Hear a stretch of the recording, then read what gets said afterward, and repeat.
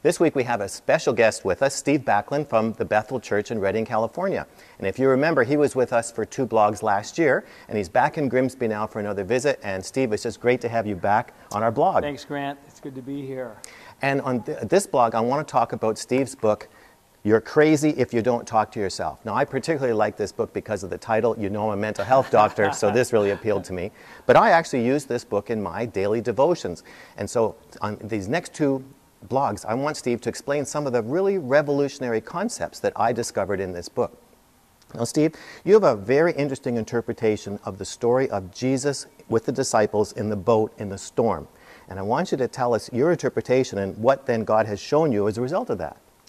Well, Grant, it's a fascinating story where most of your viewers know Jesus was sleeping in the boat, storm happening, the disciples get afraid. They cry out, they wake up Jesus. Jesus stills the storm. But then he says, "O ye of little faith." He basically says, you know, you had the authority to do something about it and you didn't.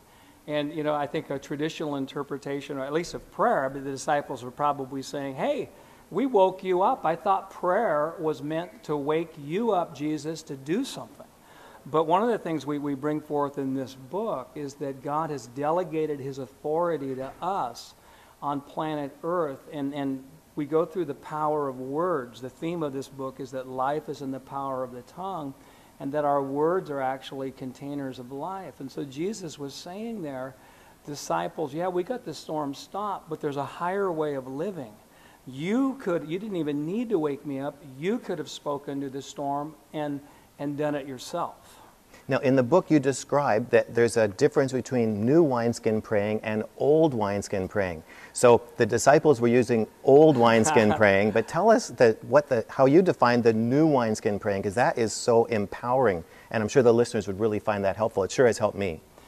Well, and it's a list that I did in the book, and it's really out of my own journey of the Lord taking me to a place where I could use my delegated authority in prayer. And some of the ingredients of, like the old wineskin praying, would be more of a begging.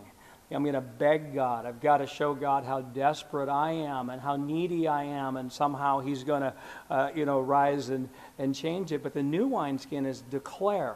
I'm going to declare truth. I know God has said in Mark 11:22-24, where it said, if you say to this mountain, be removed and be cast into the sea, he basically said it's going to be done. Another attribute of old wineskin praying is pray hard. I've got to pray hard. The new wineskin is pray believing. Old wineskin is many words. We think that just the amount or length of prayer is the answer, but again, I believe new wineskin is few words. It's actually believing that what we're praying and what we're declaring is going to happen.